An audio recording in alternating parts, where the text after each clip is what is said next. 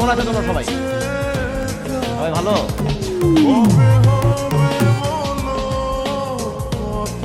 আরে সিনিয়র ভাই, আসসালামু আলাইকুম। কেমন আছেন আপনি? আমি তো ভাবতেই পারি না যে আপনি এখানে আছেন।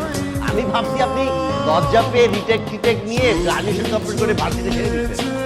তো আপনি তো যাবেন না, কারণ আপনি তো বেহায়া। না, বেহায়াটা কিন্তু একটা কোয়ালিটি। এটা হচ্ছে মানে সাহস লাগে, বীরত্বের কাজ। আচ্ছা, তোমাদের সাথে পরিচয় করে দিই। তোমাদের সবার সিনিয়র, তোমাদের মনে হয় আমারও সিনিয়র হবে, আমি তো 6 বছর ধরে দেখতেছি তাকে। হ্যাঁ, আমার আগে কে দেখতে জানি না। তো তোমাদের সিনিয়র হচ্ছে আরমান ভাই। ওনার সাথে যারা ছিলেন তারা গ্রাজুয়েশন কমপ্লিট করে, মাস্টার্স শেষ করে, বিয়ে শাদী করে, বাচ্চা কাচ্চা নিয়ে দুনিয়াটা তার সিনিয়র হয়ে যাচ্ছে। কিন্তু আমাদের ভাই কিন্তু আমাদেরকে ছেড়ে যাচ্ছে না। কেন? ভালোবাসা।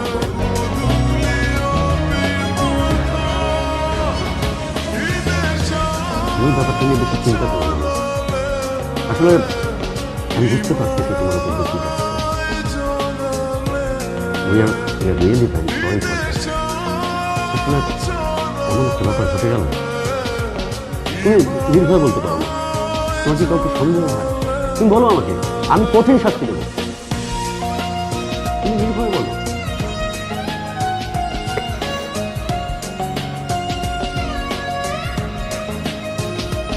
আরমান,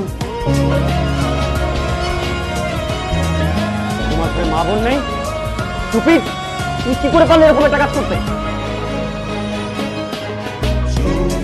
স্যার, আপনি কোনো প্রুফ ছাড়া আমাকে চার্জ করতে রাখো তোমার প্রুফ। প্রুফ শেখাচ্ছ আমাকে? একটা মেয়ে আননেসেসারি তোমার সঙ্গে মিথ্যে কথা বলবে? স্যার বলতে পারে ম্যাডাম, আমি এতটুকু জানি আমি মিথ্যা বলছি। একটা থাপ্পড় দিয়ে তোমার সব কটা দাঁত ফেলে দিতে ইচ্ছে করছে।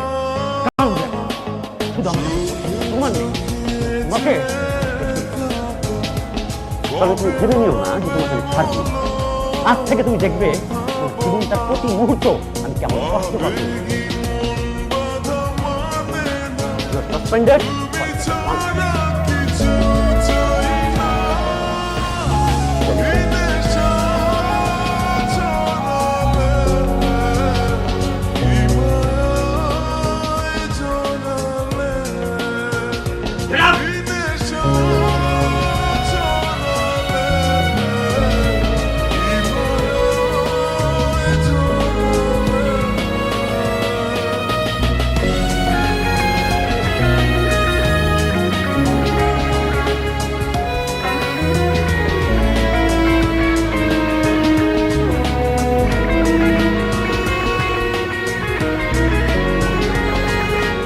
আরমান,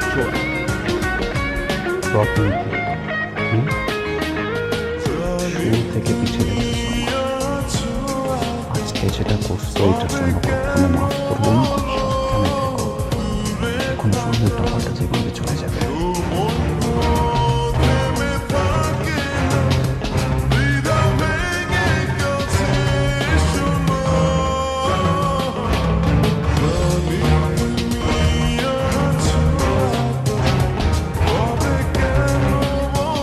তোমাকে কি বলে গেল? আমাকে থ্রেট দিয়ে গেছে, উল্টাপাল্টা কিছু করবে।